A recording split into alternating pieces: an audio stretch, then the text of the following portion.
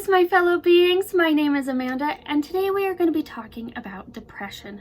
Now, before we get started, I am going to put out a warning that we are going to be talking about some serious subjects here: depression, suicide, trauma, things like that. So if you are triggered by any of those things, then I would suggest just not watching this video.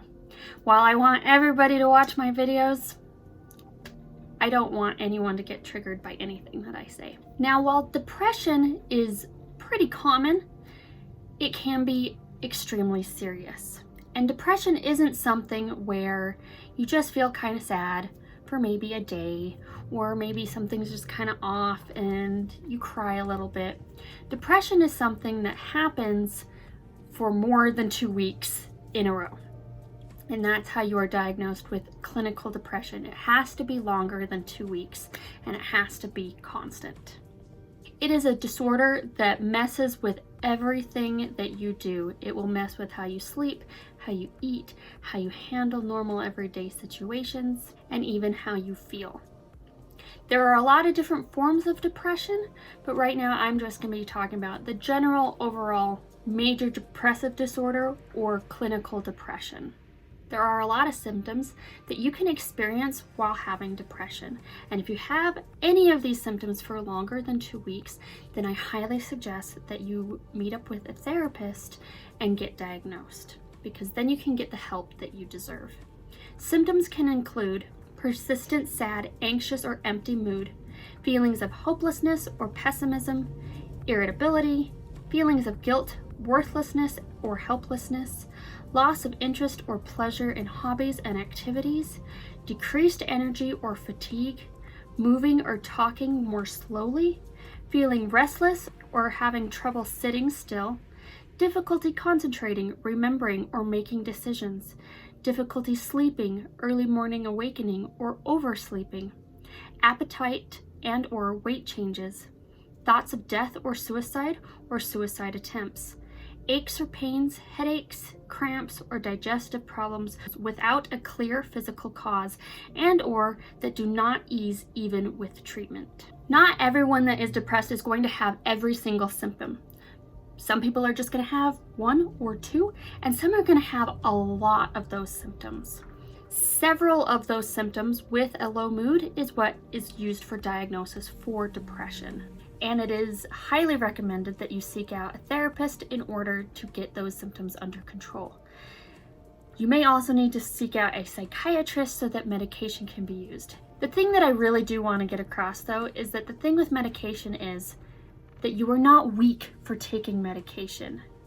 If you're diabetic, no one looks at you and says, "Oh my gosh, I can't believe you take insulin.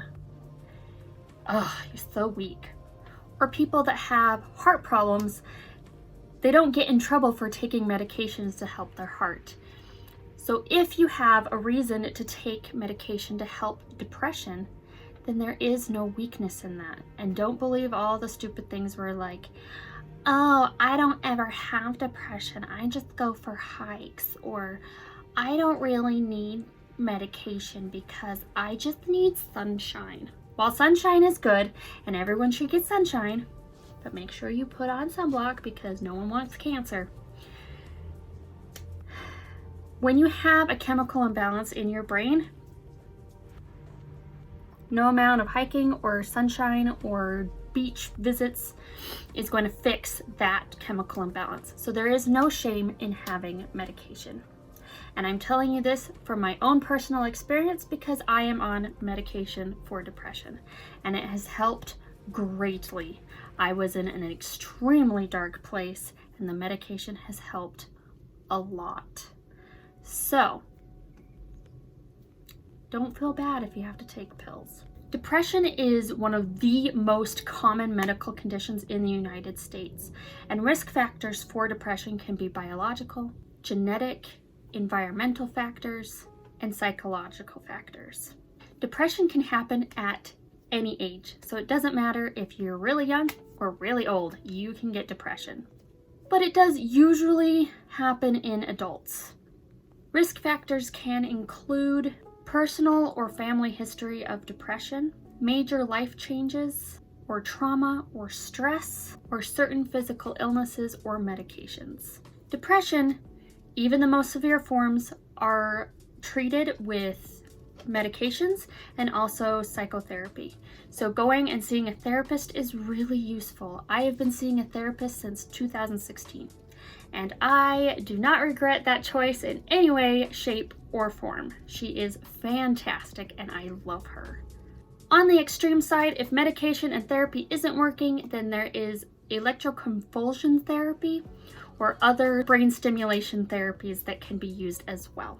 One thing I really do want everybody to know is that depression is not something like a broken leg where it manifests itself pretty much the same in everybody. Though broken legs can also, you can get some weird broken legs, But no one is the same when it comes to depression, so no one treatment is going to work. The medications that I take for my depression are not the same as anyone else that I know of. Actually, the medication I take is a pretty old medication, and most people don't take it anymore, but it works for me. So the new brands, they weren't working. They were making me exhausted. I couldn't function with them, and I wasn't waking up, and I just didn't feel good. Put me on an old brand, and all of a sudden it's like, oh, I don't feel so bad. So no treatment is the same for everybody. And I am 100% sure that what my therapist does for me is not the same that she does for anyone else that she sees, because no one is the same. So just because your friend does a certain thing that helps their depression, it's not necessarily going to help you. So make sure you find a therapist to help you find the right treatment options for you, because you are unique, you are special, and you deserve to feel good. So find the right treatment for you. Some things I also want you to realize is that while I do like to make fun of the fact that people say, I don't need therapy, I go on hikes, or I just need sunshine, it is important to make sure that you are staying active, that you are getting sunshine, that you're not isolating yourself. That's one of the biggest things that's been happening to me recently, is because I have been isolated for so long that my mood has plummeted because of this stupid pandemic. And so I had my sister come over, and she stayed on the other side of the living room. We didn't hug, which was really hard because I come from a huggy family, but she stayed on the other side of the living room. And anytime she had to go anywhere near me, she would put her mask back on and she would pass me quickly. Because I desperately needed to see someone other than my husband, because I have been in isolation for so long because of this pandemic. Other than my doctors, I haven't seen my family in forever. So isolation is not healthy. So make sure you see people. Even if you have to go out of your way to be like in a park and there, everybody's 6 feet away and you have to change things, try and get out and see people, because isolation is not healthy. Try to set realistic goals for yourself. It doesn't have to be anything grandiose. My thing for me to make me feel good is that I have a goal that I make my bed every day. Is that a huge goal? No. But it makes me feel good, and if I don't make my bed, then I'm like, oh, I failed. So that's my realistic goal for myself that I can accomplish every day that I wake up, is making my bed. And it helps me feel good because of my physical condition on top of the depression. It's something that I can physically do, but it also mentally helps me. I also still have my Etsy business that I keep small, but I can still accomplish goals with my Etsy business, so I feel like I'm accomplishing something. If you are in the middle of an extreme depressive mood, don't make any important decisions right now. Wait until your mood starts to improve, because a lot of your decisions are not going to come out the way that you want them when you're feeling really, really low. So try and make sure that you are taking care of yourself first, and that also you're not making really important decisions when the brain chemicals are not firing correctly.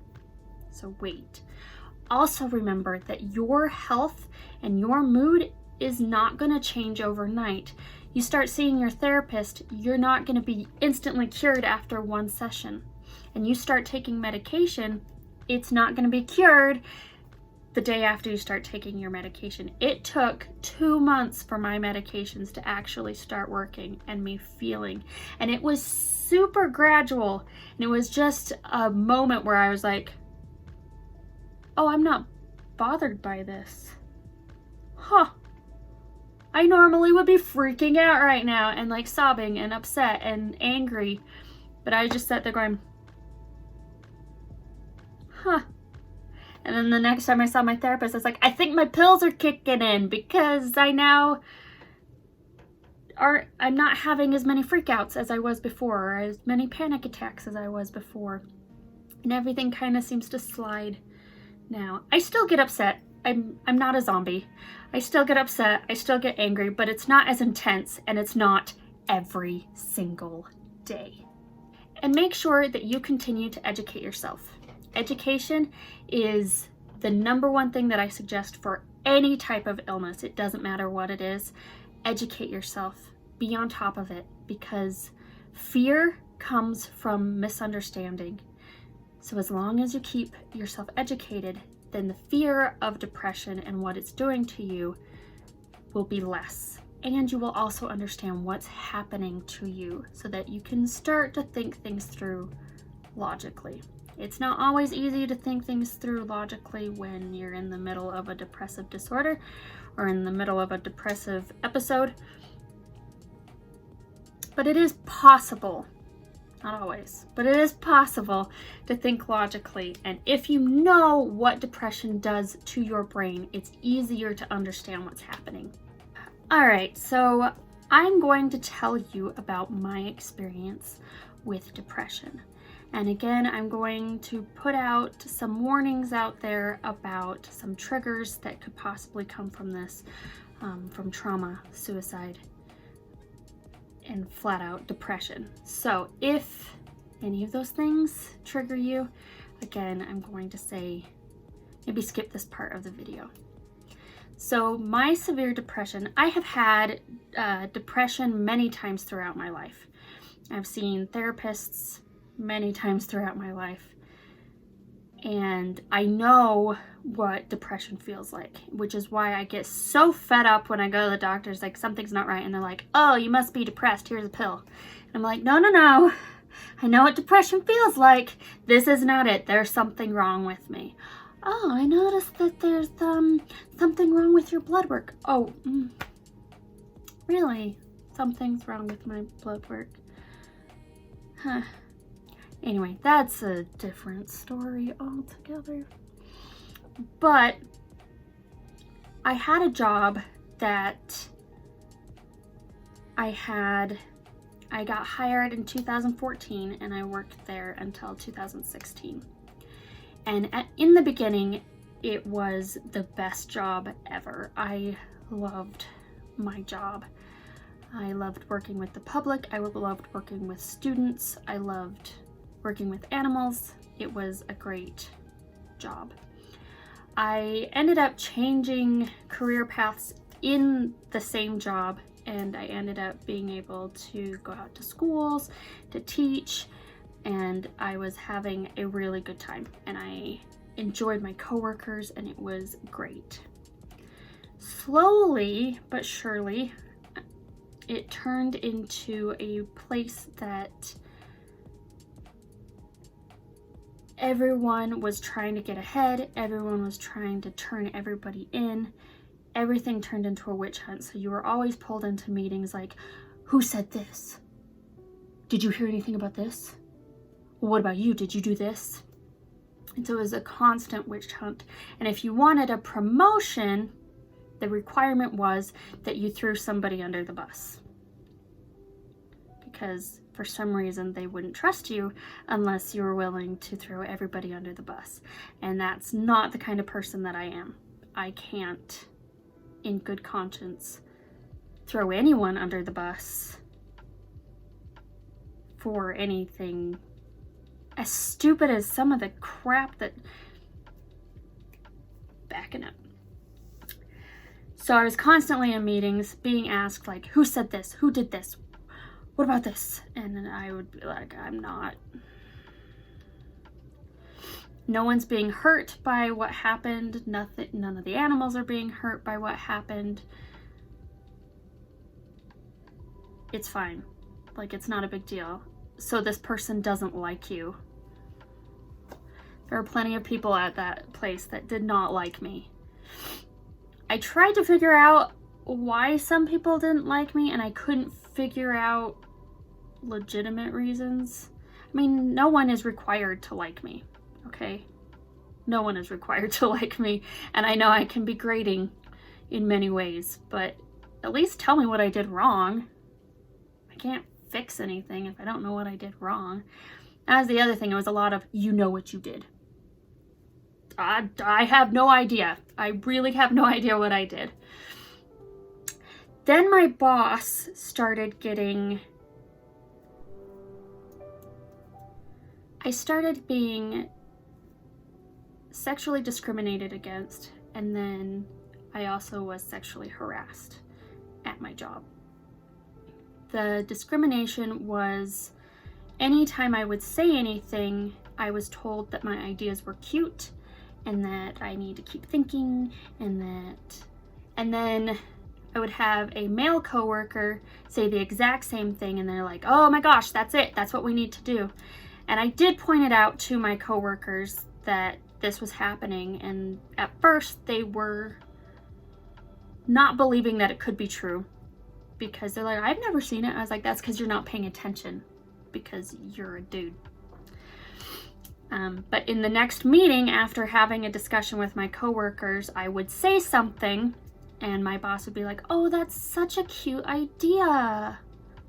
Anybody else have another idea? And then my friend would raise his hand and he would say the exact same thing, almost verbatim, that I said, and then my boss would say, yes, that's what we need, that's what we need to do. And then my coworker, realizing what had just happened, said, yeah, that's exactly what Amanda just said, word for word what she just said. And he would have to back up and be like, oh, well, I liked her idea was fine. And then he would go for days without looking at me, and he wouldn't say hello, and I would be constantly taken into meetings to tell me that I'm doing everything wrong, but they wouldn't tell me what I was doing wrong. They were just telling me I was doing things wrong, and I didn't know what I was doing. And then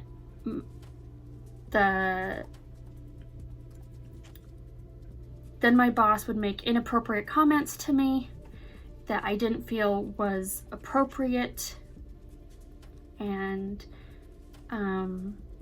he wanted to take me out to dinner at one point to make up for everything, and I was like, no.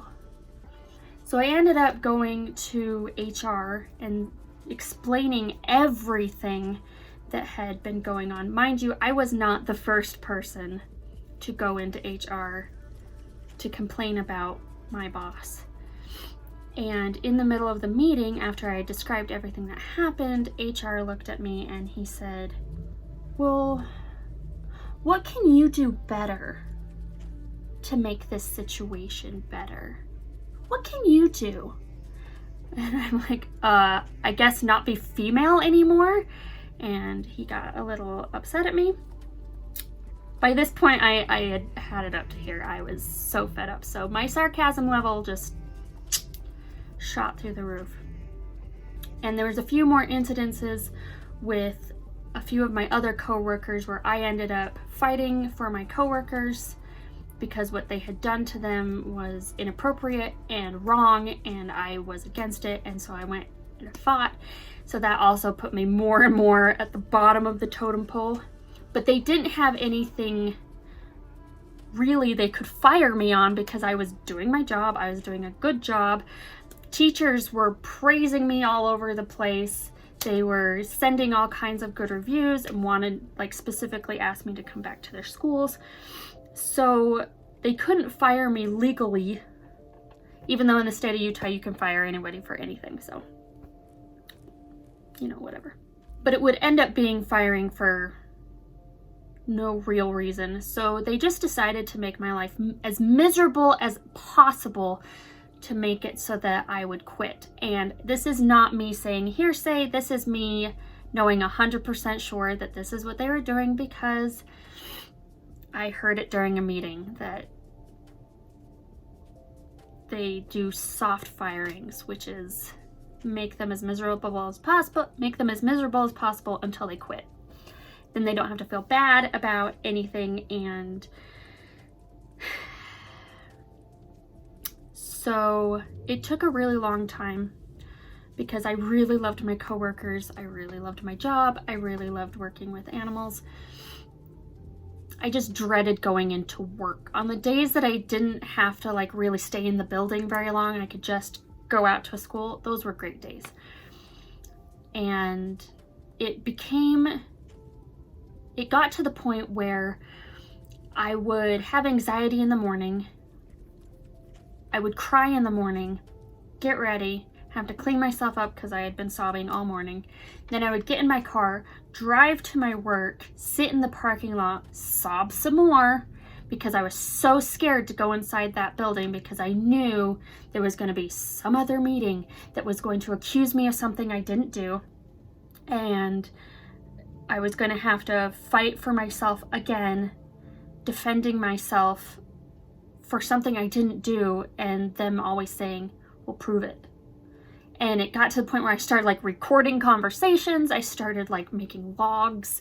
I started doing everything desperately, okay, I'll prove it. I'll prove that I'm doing things correctly. I would set up my phone and record stuff that I would do during the day so that I could show it later on. I was super paranoid. And all of my coworkers, it was happening to them too. And we would talk about it, which also didn't help anything, because then they were like, oh, they're conspiring against us and they want us, to be in trouble because all of these people just don't know how to do their jobs. And they wouldn't let us train new people because they were convinced that we were going to taint their opinion of the workplace.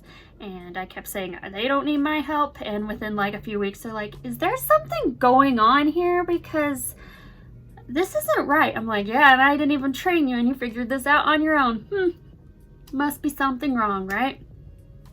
Well, after I would get off work, I'd go back out to my car and I would sob some more. I'd turn on some music and I would just be sobbing all the way home, and it would be so bad that I couldn't see while driving and I'd have to pull over because I was sobbing so much. And my fun stories that I would tell my husband at the end of the day turned into rants every single day, and I was angry and I was frustrated, and I would have panic attacks on the weekends over the smallest little things, and everything was just building up and building up and building up, and I couldn't handle it anymore. And then one day I was sitting in the parking lot of my work. I had just finished a shift, and I said, it would be better for everyone involved if I just didn't exist anymore. This building would be happy I was gone. My coworkers wouldn't have to deal with the fallout from me getting in trouble some more. My husband wouldn't have to listen to me complaining anymore. My family wouldn't have to deal with me being sad and grouchy all the time. And I said it would just be better if I didn't exist anymore. And it was right then that I decided that I knew exactly how I was going to end it. And it was going to be that day. And I turned my car on and I started driving. And I knew on my way home that there was this really tall wall. When you changed from the freeway to a highway, there was this really tall wall that blocked off a golf course. And I knew at that point I would be going about 75 miles an hour. And I said if I sped up even further and I went straight into that wall, then there would be nothing left of the vehicle and there would be nothing left of me. And it wouldn't be in the house, so no one would have to clean anything up, and I would be gone and everyone else's problems would be solved. So I'm driving and I get to this section, or I'm coming up to this section of wall, and I just start sobbing. And I speed up to about 80, 85 miles an hour, and my car is shaking. And I get to the place where I have planned to just ram my car into this wall. And luckily for me, I slowed down and I pulled over. And I just sat in my car and sobbed. And I sobbed and I sobbed, and I sat there for probably a good hour, hour and a half, just sobbing on the side of the highway. And I realized that this job had stolen my soul. I was so depressed.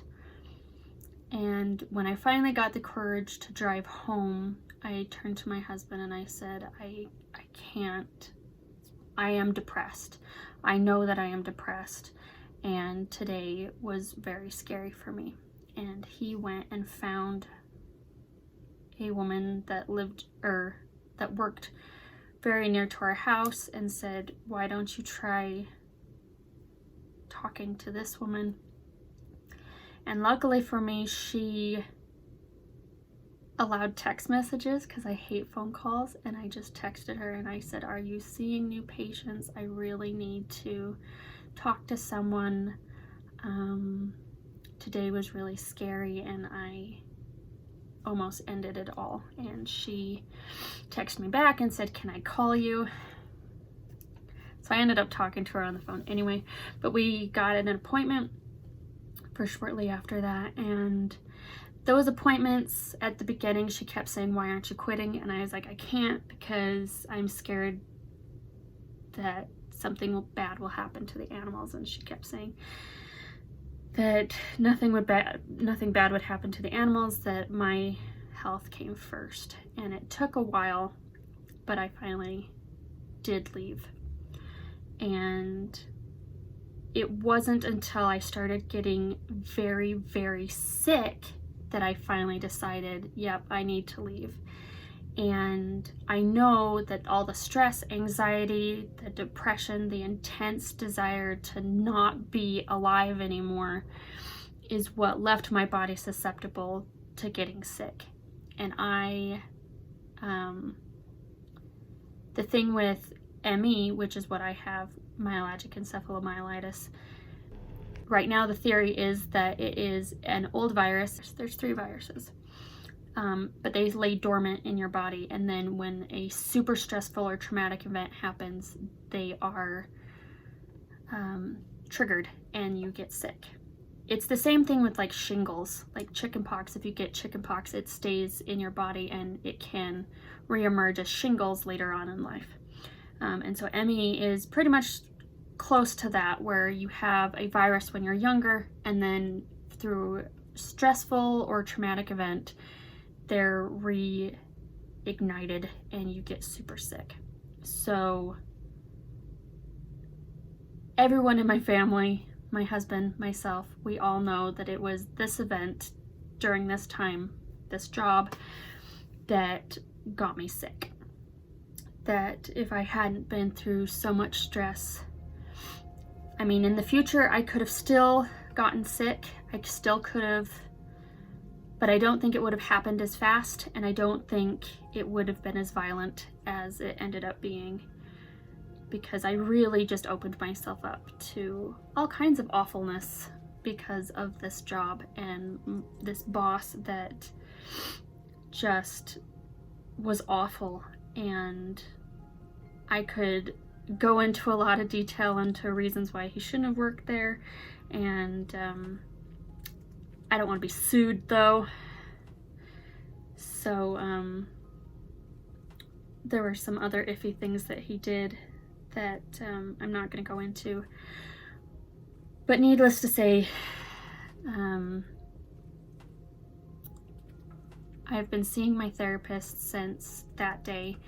I have seen her weekly since that day. So it's been a very long time, and I don't regret seeing her at all. I've had some really bad therapists in the past, some really bad ones, but my current therapist is fantastic, and I really feel like she has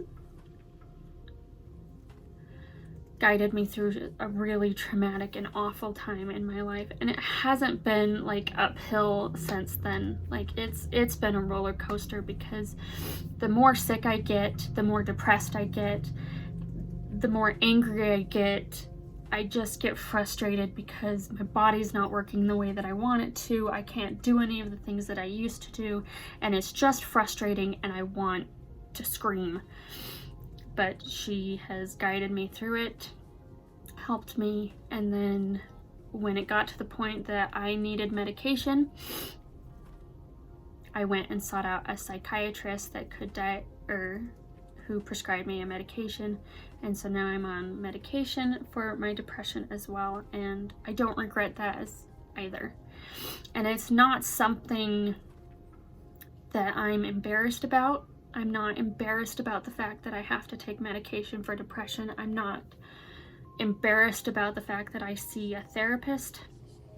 It does make other people uncomfortable, because for some stupid reason, mental health is a taboo subject and you just don't talk about it. But you can talk about throwing your back out, or you can talk about breaking your ankle, or being in, like, you can easily talk about getting a colonoscopy over having to see a therapist. Because people are like, oh, you got a camera shoved up your butt? Oh, well, you know, my grandpa did that, da, da, da, da, da, da. Even though, you know, your grandpa probably had depression too and saw a therapist. But if you mention that you see a therapist, then for some reason there is this huge stigma, and everyone has to be like, I do yoga, I don't need a therapist. Well, your brain chemicals are obviously firing correctly. Mine definitely are not. And I went through a traumatic event, so I'm glad that you don't need therapy.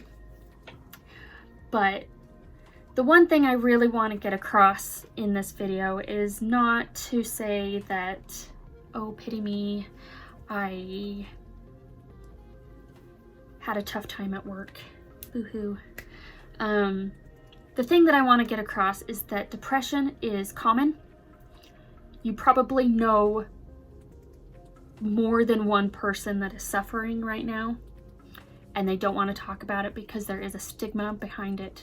They don't want to discuss the fact that they see a therapist. I tell people all the time, yeah, my therapist told me blah, blah, blah, blah, because I don't see anything wrong with me taking care of myself. I need a therapist. I need medication.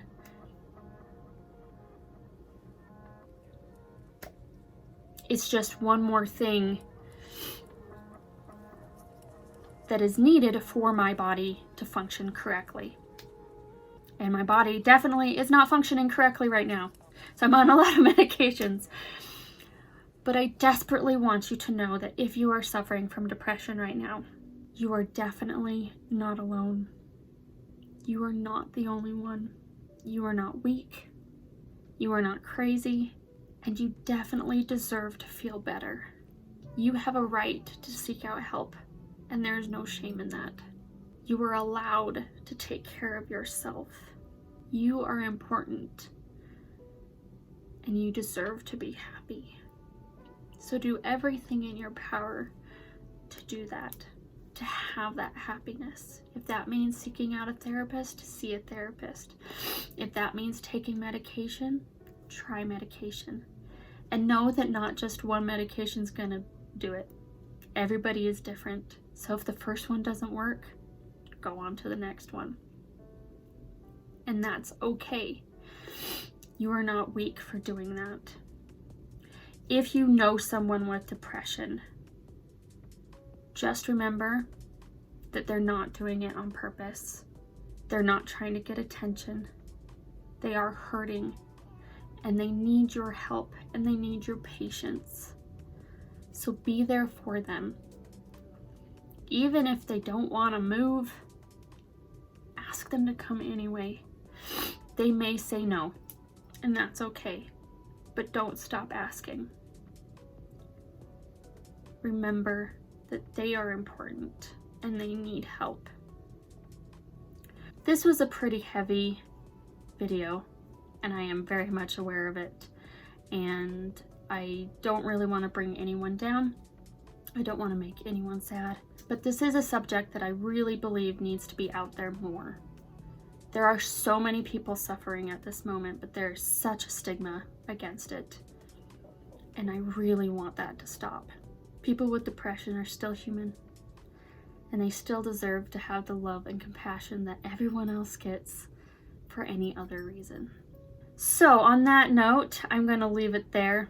And if you would like to learn more about disabilities, whether that's physical or mental, or you want to know what life is like with multiple chronic illnesses, then go ahead and click that subscribe button. And go ahead and click the like button if you did like the video. It was a very deep video. Very deep. But I do believe that it is a subject that needs to be brought up in front of more people. So the more likes means the more people are going to see it. And I really do want to get rid of the stigma against depression. Remember to be kind. Kindness is free, so give it out to everyone. And I'll see you next time. Bye.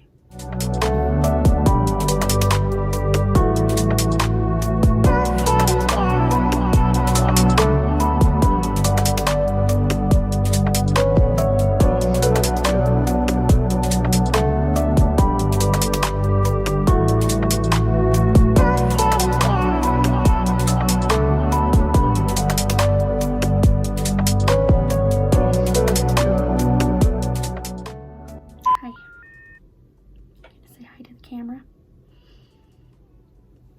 What's going on, he says?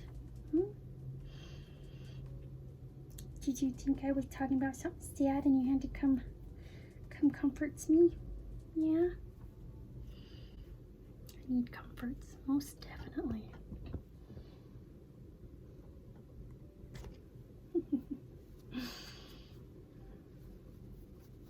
You're a good boy.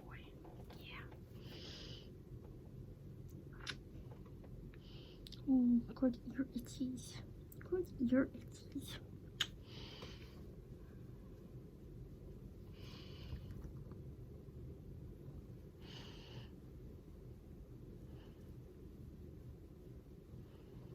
And now everybody can see that I'm wearing pajama pants. Yep. But everyone needs to see you. Yes, everyone needs to see you. Because you're just so handsome.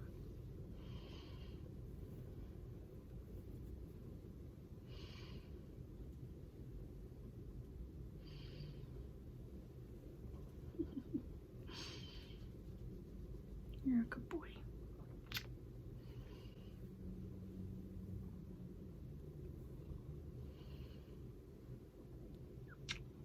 Yeah.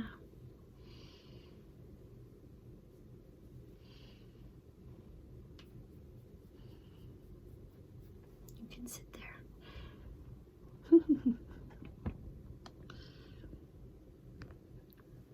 All right. Don't bite my computer. You're just gonna lay right there? Okay, you lay right there.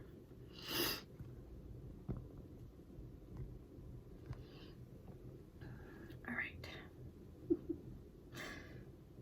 I'm sorry. Okay, and the thing with medication.